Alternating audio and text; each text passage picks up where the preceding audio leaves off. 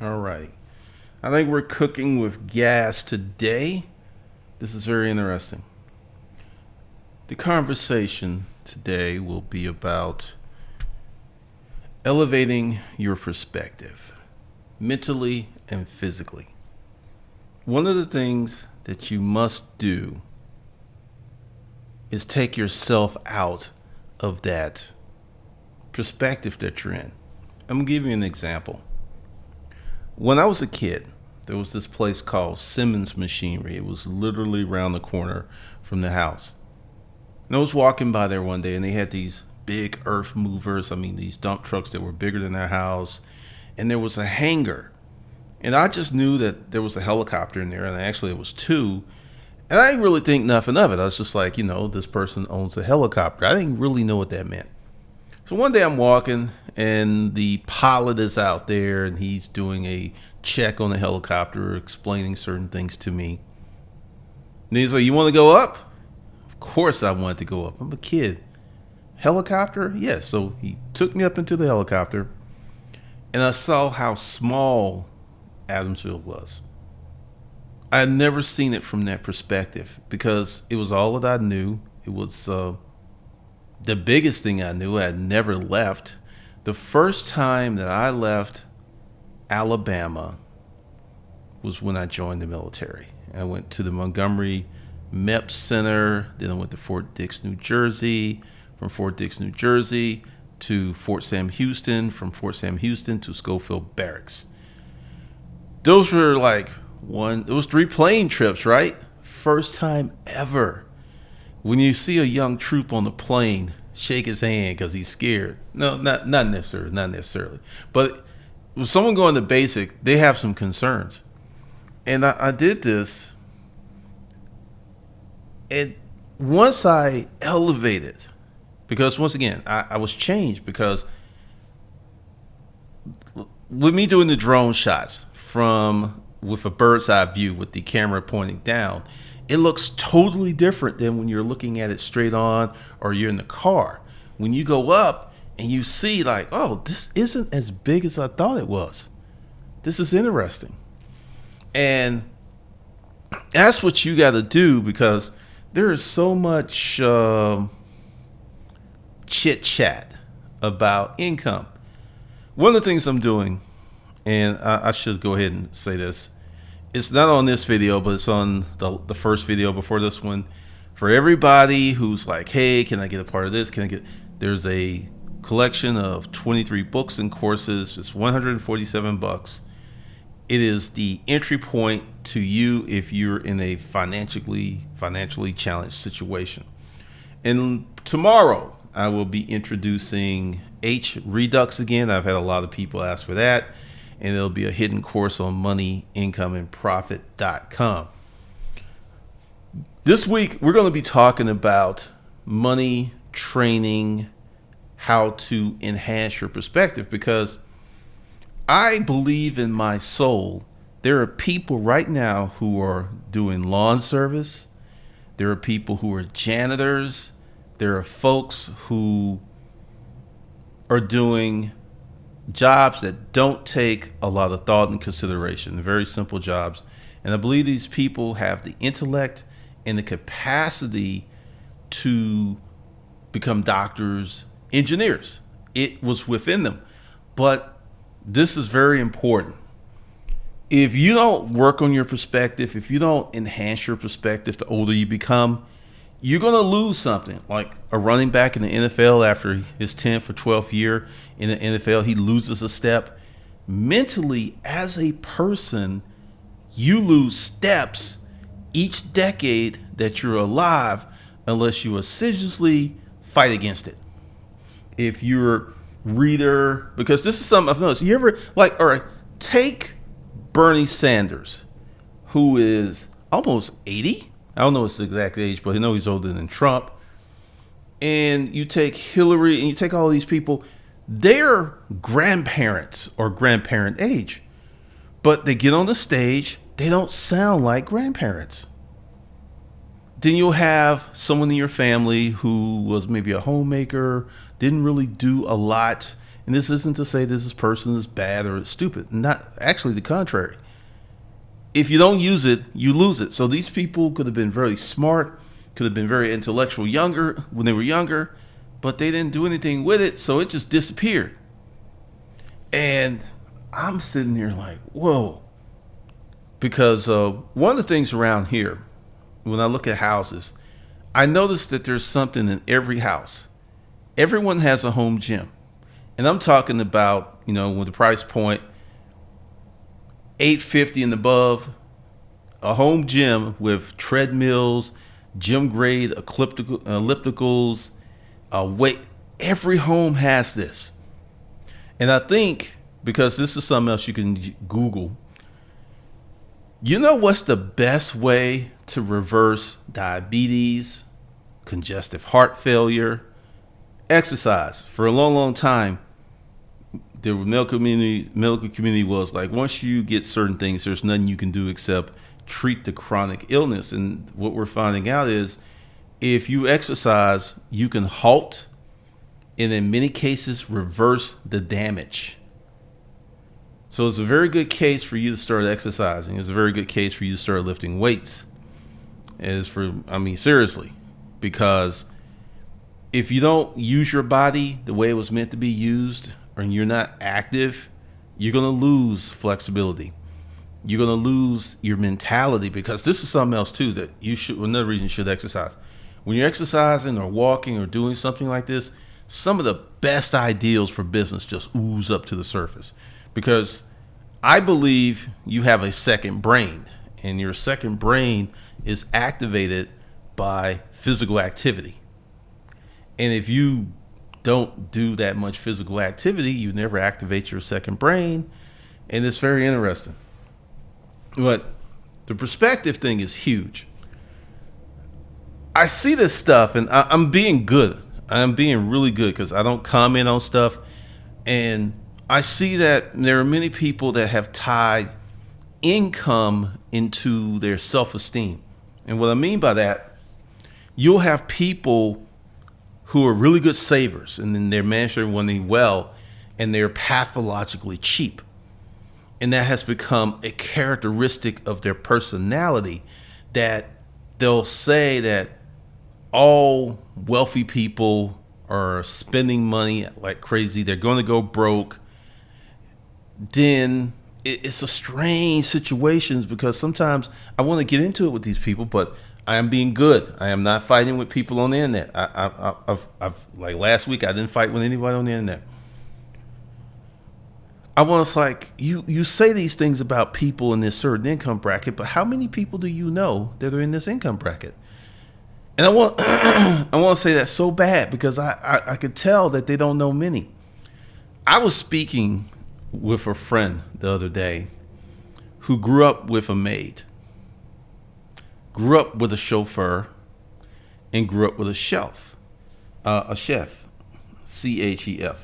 And I was talking about one of my clients who had all that and got rid of it. And this is really interesting, because there are many people who feel that having servants and having a massive house is nice, but it's really a lot of work. I mean, this is 5,000 square feet, and unless there are kids involved or something else, this is probably big as I'm going to go, because there's a landscaper, there's a maid, and that's it. But that was happening at the last place. But there's this perception that this is a beautiful thing, because let me just explain something that happens to you when you have staff. When you have a live-in nanny, you have a live-in maid, and you have all these people, you're never alone. You're never alone. There's always someone lurking about, or, hey, sir, and hi, ma'am. And I don't think I can handle that.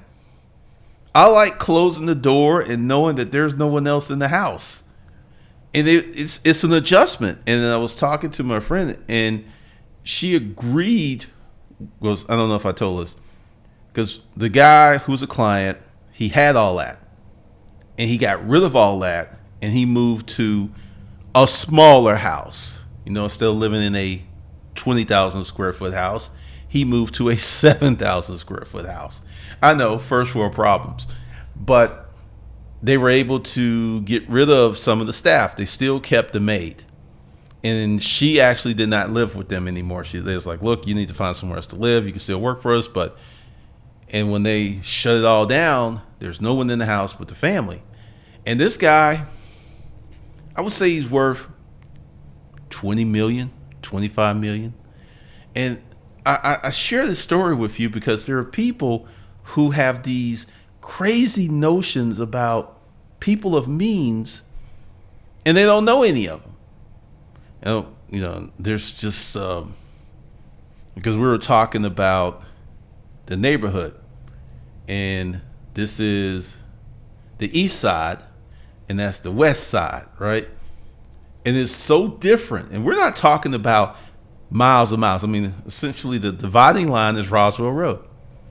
And on the east side, that's where most of the mansions are. There's Chastain Park, the houses with gates and literally a mile driveway long. That's where most of this stuff is. It's not on the east side. East side, there are expensive properties, but they don't have the land. And it's very, very interesting. But once again, this is about perspective. People rather operate on what their assumptions versus what they know or what they could find out. It's the craziest thing about that, because I'm running some ads and stuff, and I'm running some tests, and I have some assumptions, but until I actually do it, I don't know if these assumptions are valid or invalid. I have no clue. And that little quirk about me seems to separate me from many people, because I am not afraid of failing. It's like, okay, I spent X amount of dollars. It didn't work. All right. Why didn't it work? Where did people drop off? But once again, I have the perspective of a lot of W's. I win way more than I lose, but I still lose. But a person who hasn't had a lot of wins and hasn't had a lot of losses, they're kind of in that safe mode, and they start doing something wild and risky, and they start having all these L's. They usually don't stick with it long enough to start putting in W's in the other column. It's very, very interesting.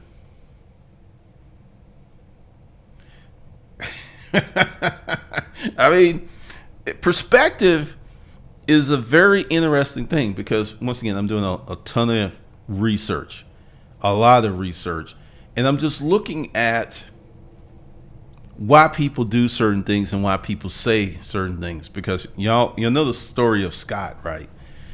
Scott was the dude that I worked for that acted like he did all of his stuff on his own, right? It's like, well, me and Bill, we built this company, but as Paul Harvey used to say, that's the rest of the story, because his dad showed up one day, and then I found out that the company was 30 some years old before Scott even got his hands on it. I just remembered how, when we would go out and sign up for new accounts, everyone loved this company. It's like, and this is why I'm talking about, you need to start your holding company as early as possible, because I remember this rep, and she was, oh my God, I had to take my shot, and we went out a few times. But she was like tasty, and she just came in, and she was literally drooling. It's like, y'all's credit is so good. I've never seen business credit like this, because it was 30 years old. It was probably at the time 40 years old, business credit profile, 40 years.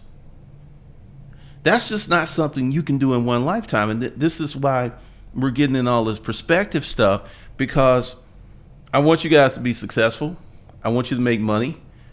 But many of you are never going to be as well off as the foundation you lay for the people who come after you, because you're literally going to be the first person in the family to get on the horse. And I know that's not what you want to hear, because you'll see all of these young people with millions of dollars. And there's like Gerald Adams. He sold his company for 20 or 40 million. After setting it up, 4 years after starting it, he sold it for 20, 40 million. And now he's running around interviewing entrepreneurs. And he is an authentic young millionaire. And there's a lot of hype with that, because here's why I give you the numbers. Like, average income in the United States is 28 to 32K a year. Half the people in this country make that kind of money as a single person. Half out of a country of 330 million. Once you start diving into those numbers, it makes a lot of sense why so many people are drunk on credit. They couldn't live the life that they're living without the extension of credit as income. I mean, it's really interesting. So you see all these people who are living well, driving G-Wagons. You see them on the gram, and they really have this stuff. Like, how many of y'all know who Trish Playtas is? A lot of people like to hate Trish, but you know, Trish was on YouTube before I was. Trish might be 12 years on YouTube. She's parlayed all that attention into, I think she's got a few songs out. She does photo shoots and stuff. And she gets a lot of hate because she's a chubby girl. And I'm just looking at this chubby girl, right? 12 years. She lives in Los Angeles by herself in a house. Let me say this again. She lives in Los Angeles by herself in a house. If that doesn't tell you anything, you really are not paying attention. Los Angeles and New York, you got people living together, 2, 3, 4, 5, 6 people who don't even know each other, putting their money together to live in a decent place. And she lives by herself. So my perspective on her is she's a high-level operator. And I know a lot of people hate her and stuff. I remember I mentioned her years ago, and people got all on me because I thought, because I think she's gotten bigger. I haven't watched her channel in a few years. But at one point, she had lost a lot of weight and she was looking good. And people like the internet went crazy. It's like, oh, God, he said she looked good. Oh, Snow Bunny, Snow Bunny. And that's something else, too. And to my young folks, and I'm talking to my young black men and women, stay away from these insular old heads. There's a movement that's going on.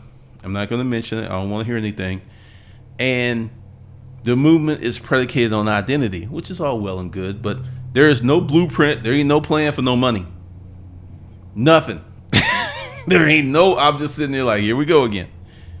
And it, with identity, with no plan, like, okay, take the Jews. The Jews have an identity propaganda, but the Jews also have a lot of money. When you have a lot of money, you could be anything you want to be in America. Anything. And it's don't fall into that. Please don't fall into that, because what it's going to do is give you a disadvantage. Because I've seen a lot of insular talk, Killer Mike, some other people, and I'm going to put it to you like this. If you have a bank with $50 in it, and then you say, look, we don't want anyone else putting any money in this bank. This $50 is just for the community. That's it. And there's no one putting any deposits in the bank. No deposits whatsoever. What's going to happen? We're not taking money, because once again, what we do here at Money, Income, and Profit is teach you how to get everybody's money. I have clients, Israel, UK, a few in Africa, which was really, because Africa isn't wired as well as it should be, but there's a lot of cell phone use. But South America, Africa, Israel, Egypt, the UK, and of course the bulk of my clients in the United States. Now, if I had an insular view, I wouldn't have that money from all of these cultures. I got black money, thank you. White money, thank you. Asian money, thank you. Latino money, thank you. Polish money, thank you. Chinese money, thank you. Korean money, and Japanese money, and some Jew money. Thank you, thank you, thank you. Don't limit yourself to the money you can get, because you don't want to deal with that market on some crazy stuff. Just saying. oh, let's see what's going on in the chat. What's up, Raquel, Chris, Leslie, Johnny Walton, Jay Preston, the Jones, Rudy Dog, Michael Harris. Then a lot of people, they never had it. And in the absence of evidence of true information, the imagination reigns supreme. This is why I tell you guys, get into a business or a hustle that you like. Many people out here just, I gotta get money, I gotta get money, I gotta get money, I gotta get money. I don't care about that, Glendon. I'm broke, man. I'm broke. Once again, if you broke, you don't have a lot of money, you have no skills. Let's just be honest about it. You have absolutely no skills. You're not going to be able, and I know people may feel that I'm talking down to people. I don't really care. I am a advanced tactical operator online. Now, what does that entail? Because I can say that, but if I want to explain it, I've been selling stuff online since 2000. It's 2019. I've got almost 20 years of selling stuff, from physical products to new products to furniture. I'm going to talk about furniture in a minute. Selling a bedroom set to someone in Arizona, I had to LTL, less than truckload of freight. I had to put the stuff on the pallet. I had one set of furniture that got obliterated, had to send another one, actually lost money on that. But I was selling furniture, a fragile item, because once I figured out how to pack it, across the nation. This was like a long time ago on eBay and stuff. So when I say some stuff that, I'm an advanced tactical operator online with 19 years of experience, don't think that you can do what I've done over the 20 years in 2 weeks or a few months or a few years. And this is about the perspective. It's not about staying in your lane. It's about realizing I got a lot of stuff to learn. Because one of the things that happens with selling online is it's always changing. The stuff that used to work like crazy 2002 to about 2010, it don't work no more. The stuff that used to work 2011, because each time the cycles are getting shorter and shorter and shorter. And this is just reality. I mean, you can get on here and you can make some money, you can learn, but you're looking at years. You're not looking at a few months. And this is one of the reasons that I'm having these conversations with people, is I want to shake that out of you, because what I call them are ridiculously compressed timelines. Let that go. Now, here's some other news that we need to talk about. How many people here want $100 million company? Because I'm actually going to write up a piece. I may even do a video about it. I don't want $100 million company. And the reason I don't want $100 million company is I don't want to do what it's going to take to get $100 million. If you 20 some and you young and froggy and you going to go for it, knock yourself out. But where I want to be, pretty much where I'm at, I just want to maintain what I have, which is a challenge. It can be a challenge, but that's pretty much where I want to be. If you want to build a $100 million company, you're going to need partners. You ain't going to do this by yourself. And this is something else. You can build $1 million, $2 million, $3 million, $5 million, $6 million, $7 million company a year by yourself. Plenty of people have done it. But when you start getting into the multiple tens of millions per year, that is not one person. That's going to be 2 to 6. And it's going to be 2 people who head up the company, and probably 4 senior employees that y'all pay like crazy to keep them, because that's what it's going to take. Now, I wouldn't turn my ear. I wouldn't turn down 100 million. Like, let's say what I'm doing, and just somehow it matriculates into 100 million. Fine, but that's not what I'm chasing. And you should be chasing consistency, excellence, and service. If you keep those 3 things at the front of your mind, you will make a lot of money. Can't say how much, but you make a lot of money. But Ben, people don't understand that wealth is another word for responsibility. The more stuff you have, the more responsible you have to be. And that's where a lot of people seem to get caught up. That seems to create a lot of stuff, a lot of problems. Hold on a second. I may have to do something because I'm expecting something. Hold on a second. Come on, come on, come on.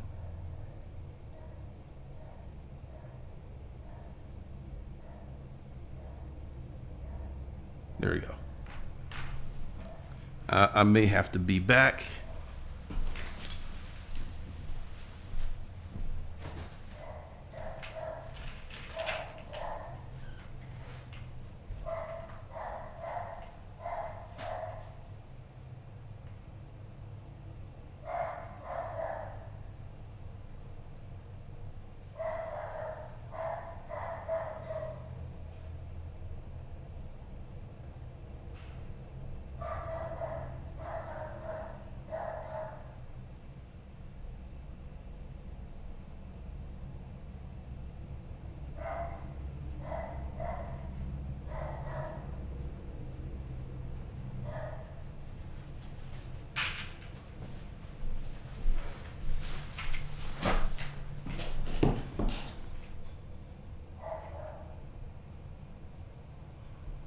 False alarm.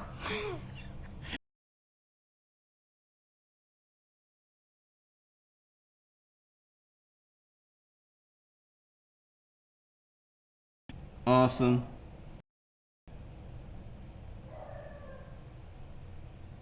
All right. It's I don't know what. Okay. I think this is coming back. All right, cool. This is just weird.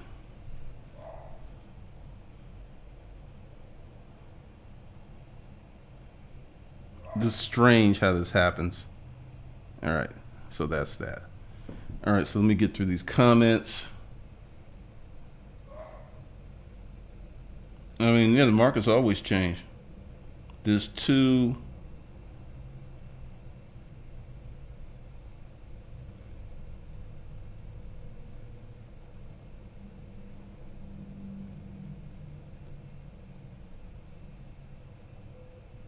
Erica under 4 million is doable.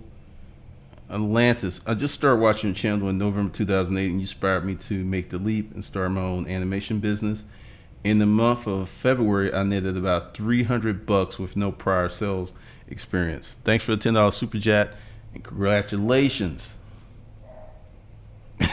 No, man.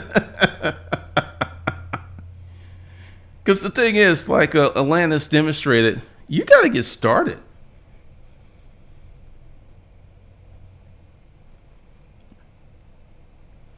I know, Erica. I know, Raquel. I know you want that $100 million company. Oh, there's a whole bunch of people. This is one of the things. It's like Raquel said, click funnels. You only hear about Russell Brunson. I guarantee you, he's got 2 to 4 more partners. There's someone that'll be the front man, and there's some people like, I don't want to be front. I don't want nobody to know my name. You can get all the glory. I just want this money. There's always the upscale garage sale. 2 partners. I don't know how many times I've said that. 2 of us. It was never just me.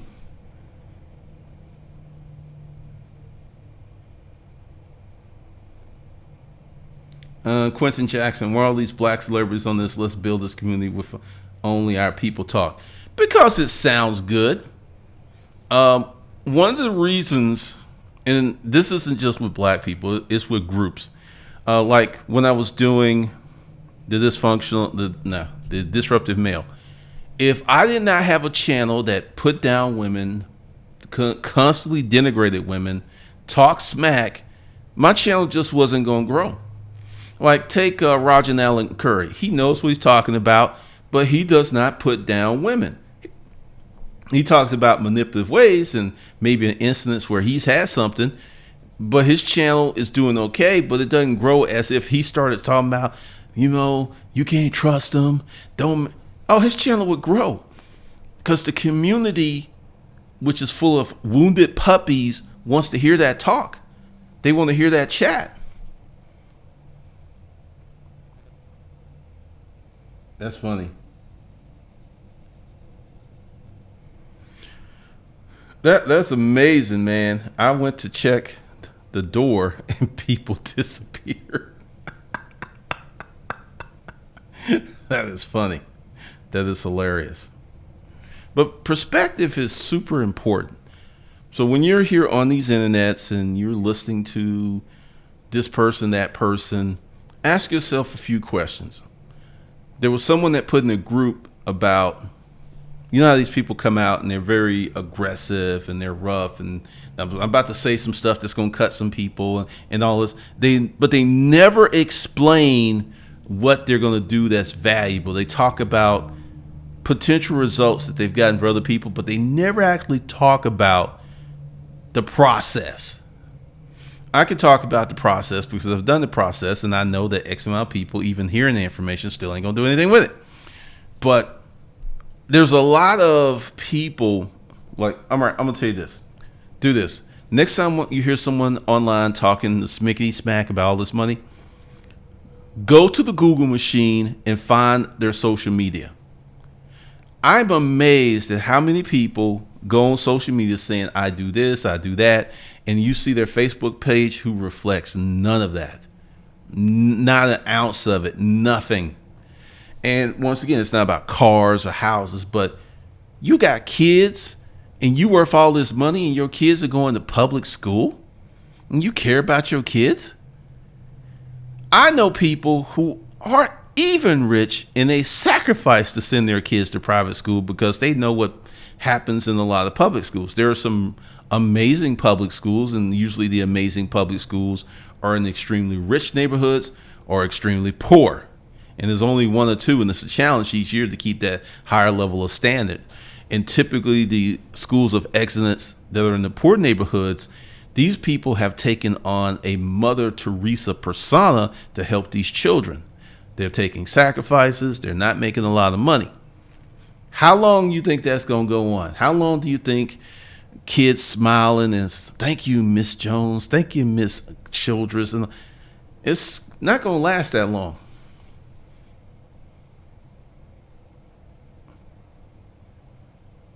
It's just not. Let's see.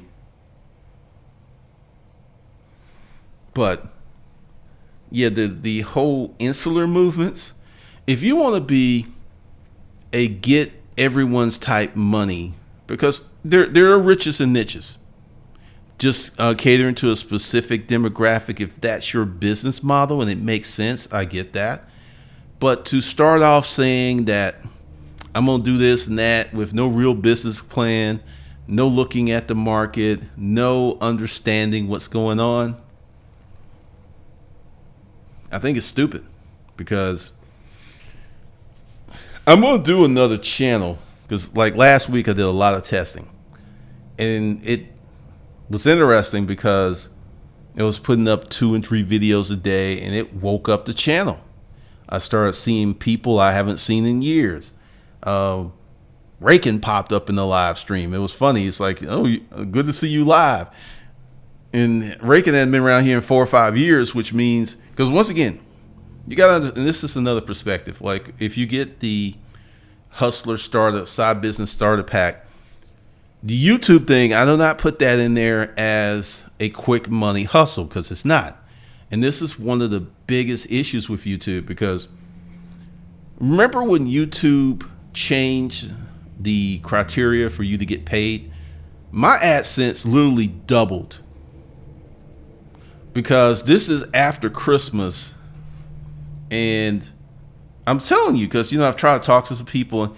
And once again, some people, their heads are just not in the right place. And you really can't talk to them on anything. But I'm going to show you something. Let me get in here real quick.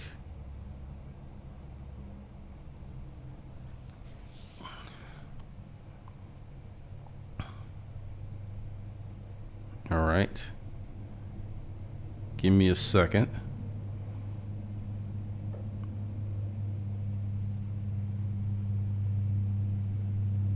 And this is why YouTube can be something to generate money if you're good enough. All right. So let me turn the sound on for the, oh, there is sound on that. Who knew? All right. Now this is what I mean. Now this is almost most of the month. There's 5 more days.